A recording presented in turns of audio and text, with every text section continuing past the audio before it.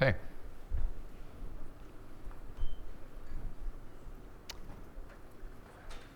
Okay, so the human brain is the platform.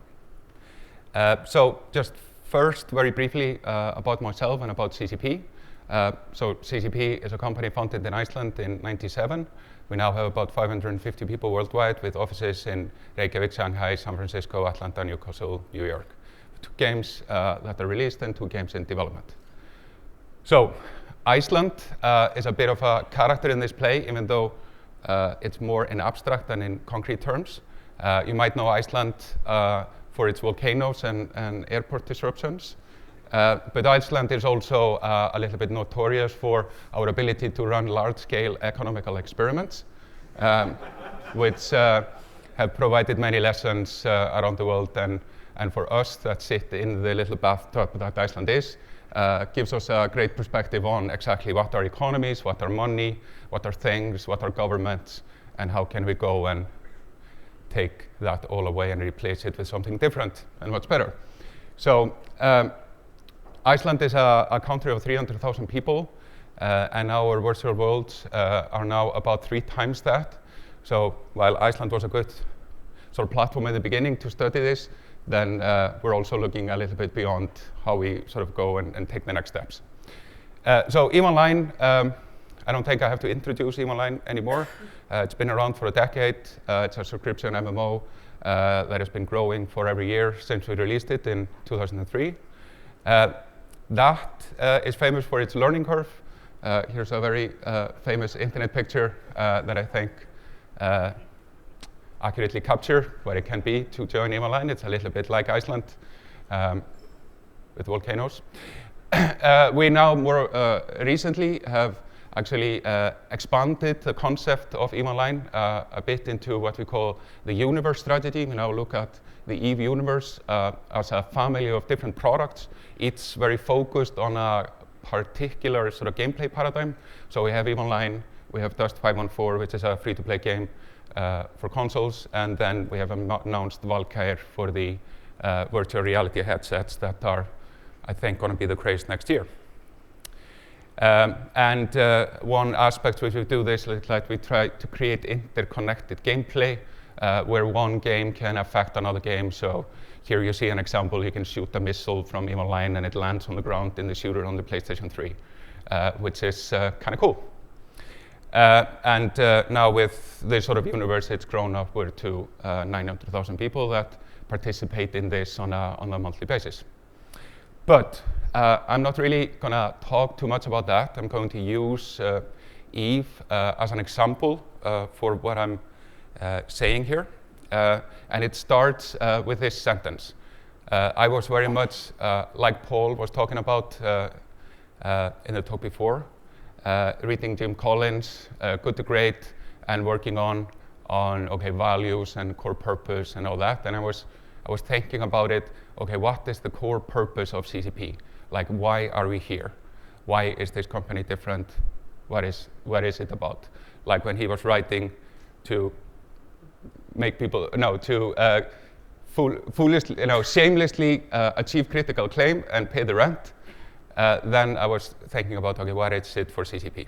And I remember I was on an airplane when this came to my mind. And it was to create virtual worlds more meaningful than real life. And I remember I wrote it down in an email and sent it, and I almost like unsent it when I was syncing with the Wi-Fi when the plane landed, because it sounds a little bold when you think about it. Because, I mean, how can a computer game be more meaningful than real life? It sounds kind of crazy. I mean, computer game is just a thing. It's just a logical construct. But having watched EVE Online for about 8 years at the time, or it was about 5 years, then it was, okay, this is a little more than a computer game. When you've created an interconnected system of human minds, and they are able to choose and have consequences, then it has emerged to be something different. Like, why is EVE Online generating like all these emotions? Why are people so happy that play EVE Online? I was thinking about it, like, what is it about this that makes them feel all these things?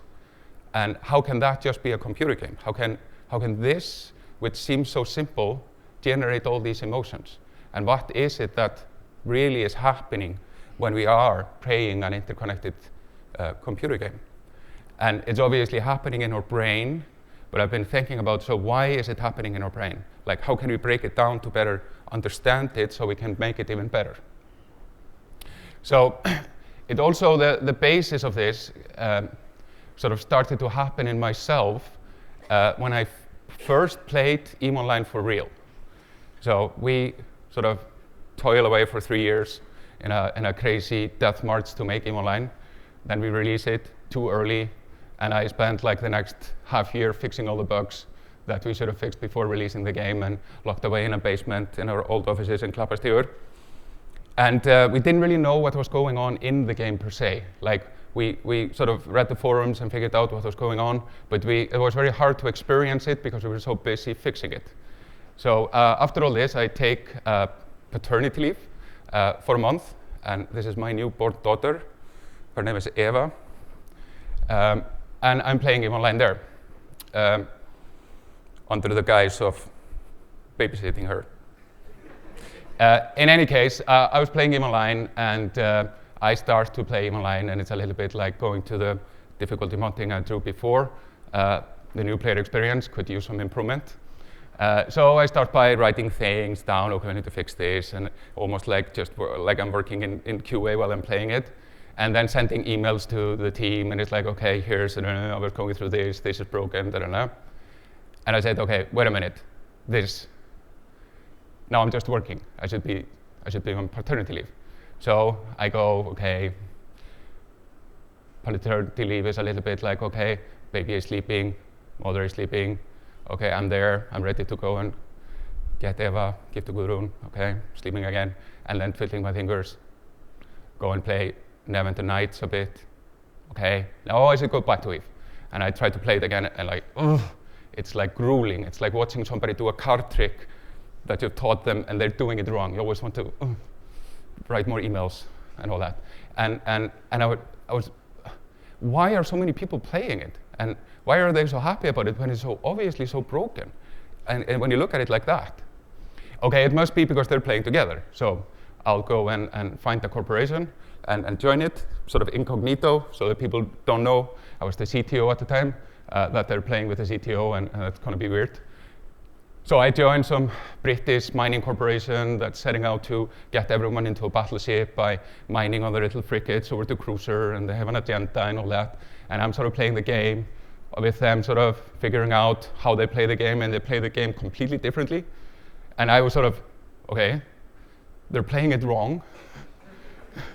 But really, the way they're playing it, because I tried to play it the right way, and that wasn't terribly entertaining. It made me write emails and QA reports. But what they are doing is way interesting. And what they were doing is that they had used actually a broken mechanic in the game, which was about like you can jettison a cargo container into space, and then you could mine into the container, and then you could take out of the container and use transport ship to go and transport the minerals that you mined. Whereas we had designed the game such that you would mine into the cargo hold of the ship you're in, then go to the station, return it, and go back. And we had calculated an Excel empire on content progression and how this would allow people to be in a battleship in like roughly sort of a year. And as I see them do this, the cargo container is much bigger, they're super effective, and they're mining like at 100 times the rate they should be mining. And I was like, oh my God, write another QA report, close down the looting of containers, must not exist, it's ruining the game. But then I sort of participated in it, and it was way more interesting because the cargo container is open ground, anyone can go and steal it. Stealing for cargo containers is actually a valid EVE gameplay to do that. And there's a trust dynamic because everyone is agreeing we all mine into this container, and the guy hauling it is not going to steal the minerals. So even though they had, frankly, by doing this, broken the game, because I mean, now a year was 3 weeks, everyone is going to be in a battleship, and all the content is going to be over with. But they were making their own content by having a broken mechanic, establish a trust dynamic that then people built the rest upon. And I remember I was watching this, and I was like in a little frigate, talking to everyone. Yeah, I live in Iceland. Do you know the CCP guys? Yeah, I know them. It's a small country. Yeah. So what do you do? I sort of work in IT. And I had sort of general answers where I didn't really want to lie, but I also couldn't tell them that I work at the company. And then there's a point in time when we're all mining together, and I'm just in a little frigate, and there's a guy in a cruiser that goes and is logging off. And I ask him, so can I borrow your cruiser? Because I can only provide so much value to the group on the frigate, and if I use your cruiser, I can mine faster, and we can upgrade the group faster. And he says, yeah, of course, because he trusted me. We're in the corporation and all that. So he said, I just need to drop on something, so follow me to a corner of the universe, and we'll swap the ships, and then you can get up to mining. So I follow him to the space station. He gives me his ship, and okay, see you later. And then I have to go and go back to the mining operation. And I set an autopilot path, and then I go to the toilet. And then I come back. I see the pod. And the pod is what goes out of the spaceship. It's like in the backstory, it's a protective unit. When you leave the spaceship, you're in a pod. And I look at the pod, and of course, I'd seen the pod many times. I've been working on the 3G engine, used the pod often for a test mechanic. But now it was really the pod. It was not the graphics of the pod, but it was what it meant. And I look at it and it's like, oh my God, I didn't check the path. I must have been potted at the gate. And I was using my friend's spaceship, which I just borrowed. And now kind of betrayed that trust. Not only betrayed it, but I failed at the game, which I participated in making. And it's like, I just stand there and watch the screen, and I'm so angry. I want to take the relatively heavy monitor you see there. There was pre-flat screen things. I want to take the monitor and just throw it out the window, but I'm paralyzed with so much emotion I don't understand. Then I'm like, wait a minute, I'm the CTO. I can just make another spaceship. And then I become even more disappointed in myself. I'm thinking about cheating in my own game. But it's how is that cheating? But there was something very violently wrong. Why is that wrong? I mean, okay. But then I understood, okay, the spaceship was a real thing. And if I can make another one, I have ruined the illusion forever. And it's this is like a test from God. And okay, must not create a spaceship. Then I go in, log in with my frigate, write an email to the guy, and it's sorry, I lost the cruiser, but I'm gonna now mine until I can pay you back the cruiser. And I go and do more of this. This is me, probably 5 in the morning. I remember there was a scene like this where Guðrún comes in and watches me mining to repay back the cruiser. She watches me Hilmar, you've spent every waking hour for the past 3 years to make this game, and now you sit here like a lunatic playing it. And we just had a baby, and you're on paternity leave. What is wrong with you? And I was trying to explain to her that this is a fundamental test in the universe. If I cannot work to repay the spaceship, the whole thing is broken. And I don't really know why, but there's this emotion in me which makes it, I must do it. And then it takes a long time to do this, and I'm now at work, and I'm in a very interesting dichotomy. One computer, I'm programming fixes to bugs and whatever. On the other computer, I'm going through my fundamental odyssey, the test of life, of mining. So which is more important, fixing the mechanics of the game or upholding the emotional foundation of this universe? And I kind of don't know. I'm kind of trying to do both at the same time. And that is, I think, when it started, that we have then sort of said many times that EVE is real. And then once we sort of established that sort of core framework, there is a design in the game. We absolutely went in with it from the get-go. There was the theory of, okay, if we make sound enough systems and we put people in them, some stable structure and interesting things will happen on their own. It's a little bit like when you look at a school of fish, you can see a meta pattern, even though the school of fish don't really know that. And we had the theory that corporations and alliances and all that would just be spontaneously created by the users. But it was a bit of a leap of faith. And I don't think we fully realized like the emotional foundation that then that whole system stood upon. So, I mean, nobody really could have planned for the rite of passage I had mining for the ship I lost. But we started to more recently understand with that foundation and with this immersion, something like fantastic has created on top of it. And just to sort of take you through a little bit, sort of explaining what emergence is, I'm going to quickly replay a story that happened around the time I was mining for my spaceship.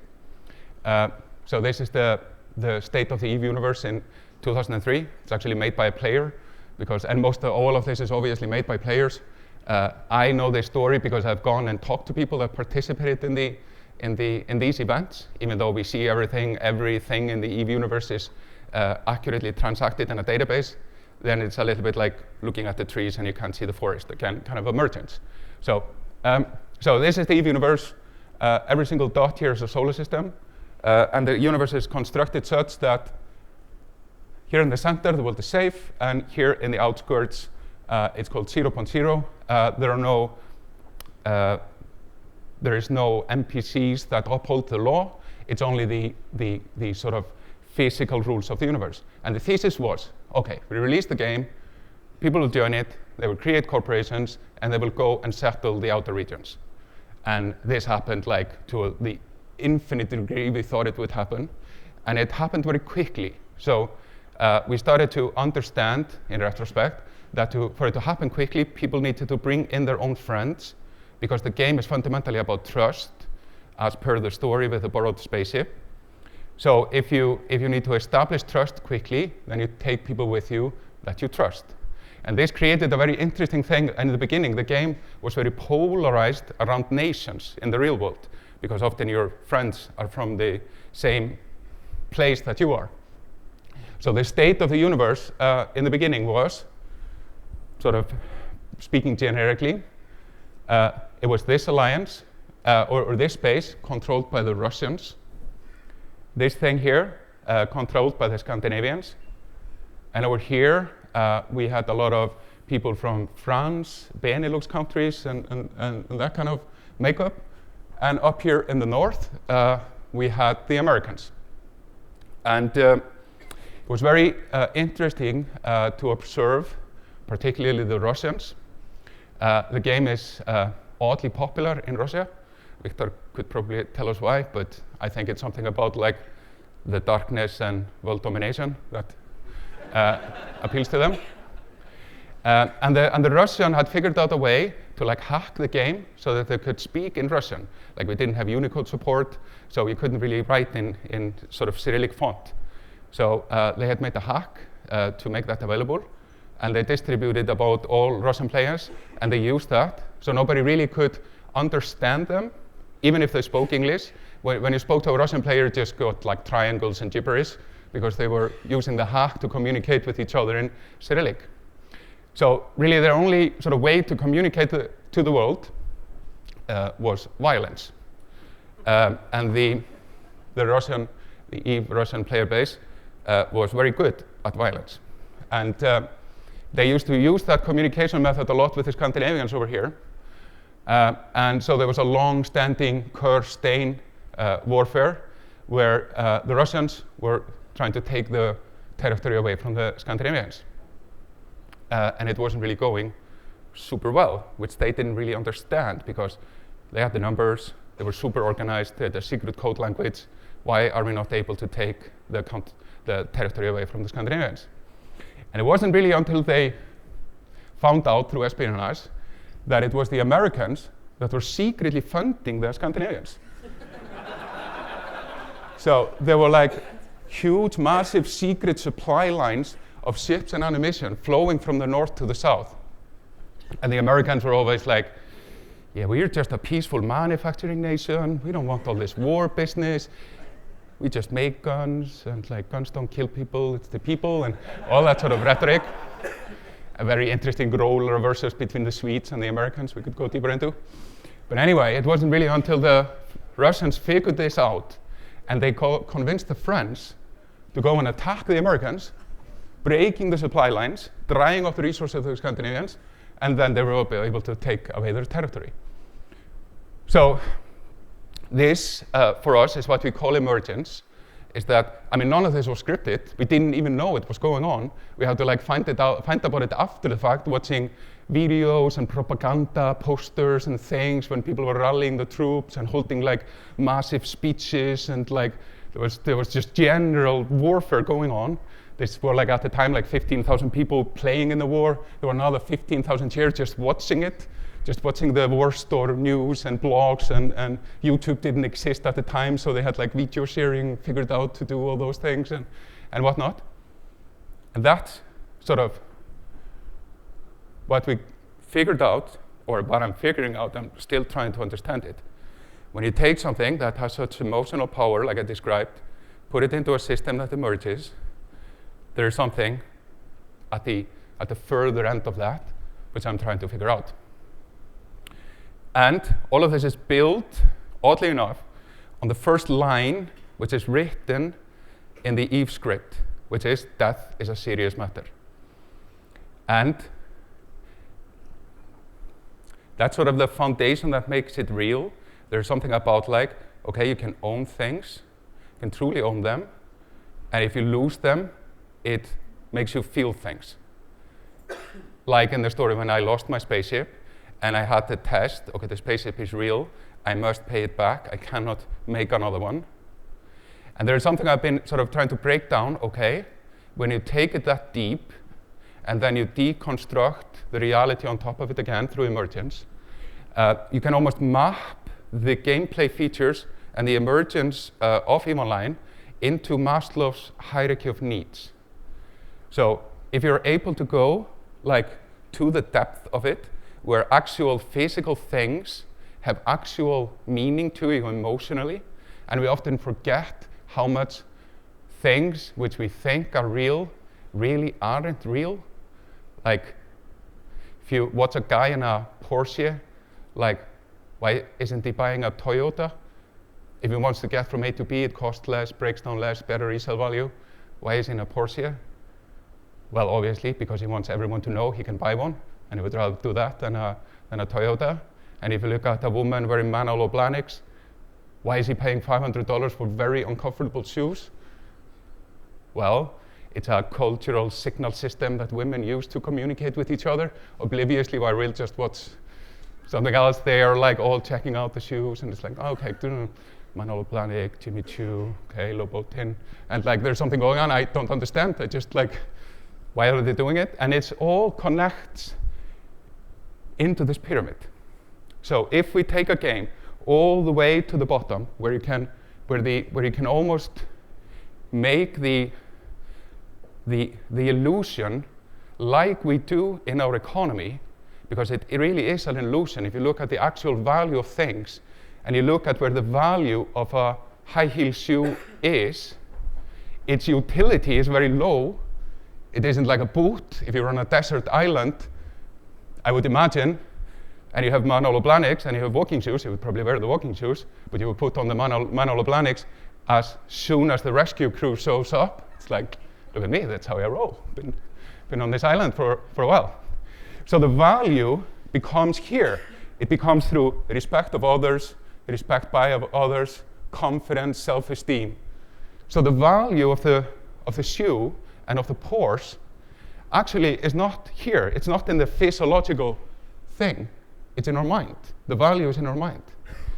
And if you start to break it down like that, then we, by making a computer game, we can absolutely create all of this. This thing here is not needed for it.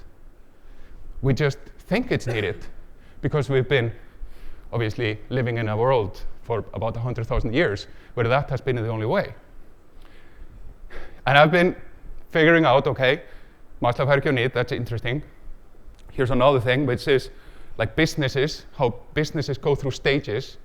And this is in a book by a guy called Joseph Pine, The Experience Economy. And he explains how businesses go from extracting commodities, making goods, deliver services, staging experiences. And he can map various industries into this. Coffee is a very old industry, so coffee has gone fully through all the progression. Obviously, beans, you buy coffee beans, you make your own coffee. This used to be the thing in the 50s. And you don't really mind where the coffee beans comes from, like it's just a coffee bean. Then you create a product out of the coffee bean. It's like packaged coffee. You buy it in the shop, and you make the coffee, and you have the coffee experience in your house. It's a little bit like when you think about like a traditional AAA console experience. It's really, you buy it like packaged coffee, you take it to your house, and then you have your experience with yourself, or maybe with a few others.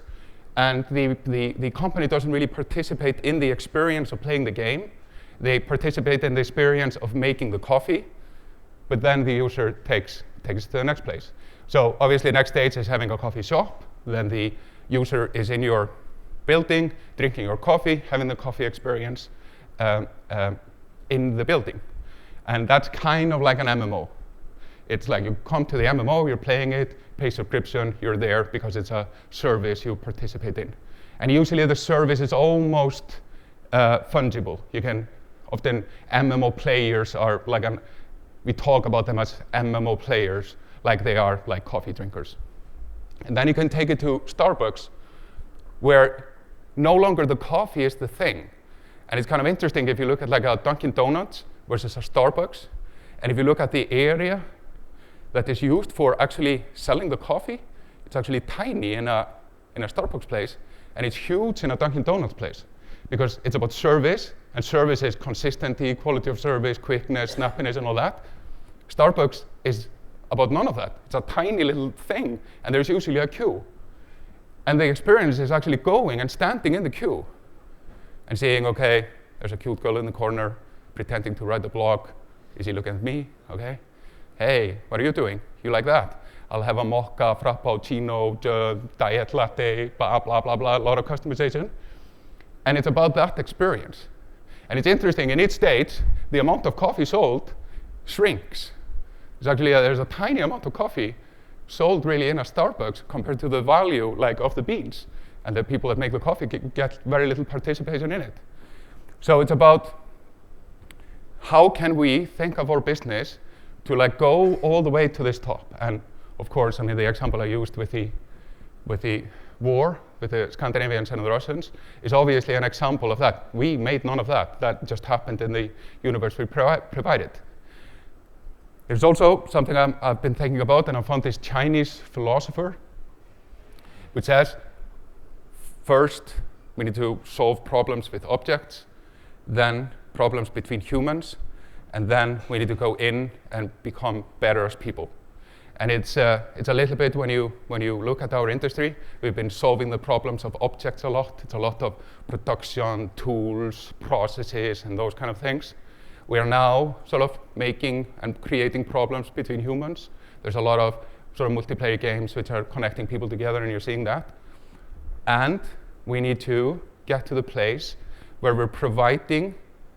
It's the most interesting things, and this again comes from the experience economy, how the business model breaks down for each of the stages, from commodity to goods to service to experience, and a transformation business charges for the benefit to customers or guests by receiving and spending time there. And I was thinking, okay, how can we get to that stage? How can we provide positive user benefit for the people that are playing our games? And I figured out, I mean, it's already happening. We've been doing it for a decade really without knowing it, or like now I understand it that I've read the book. Like in 2007, Financial Times went and interviewed CEOs, most of which then had moved on to create their own companies. Here are various quotes. This guy, the Mithani, he He's quite the internet celebrity. He runs the biggest alliance in EVE. This is from our fan event in Iceland we hold yearly. There are more people there to interview him than there are interviewing me, because I'm just a janitor. I make the servers run and fix the game. He's the guy that actually runs the universe for now, until somebody takes it away from him. This guy is also quite famous.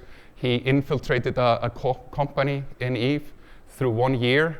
Were written about in PC Gamer, and of course the story from EVE Online you've probably read. It's all over. It's like the news on the BBC is is about various events in EVE Online. It's like news from the Middle East almost, the way it's written about the warfares in EVE Online, and it's really, these are the people who create all of it. These are the people of the EVE universe and people that really make it sort of go around. You just think about the millions of people that have played EVE Online, and each have had a personal experience, like I explained in the beginning, where they have had a rite of passage or a test of manhood.